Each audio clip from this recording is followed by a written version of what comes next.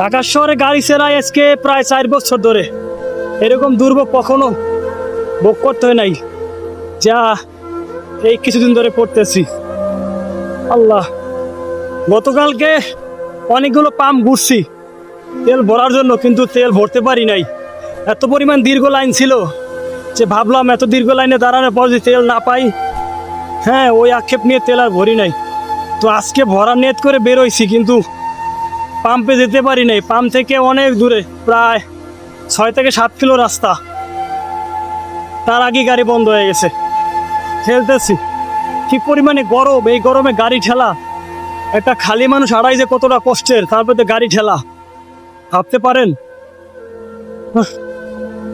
কি জীবনটা বড় বেদনা, আর কি আর করার আছে।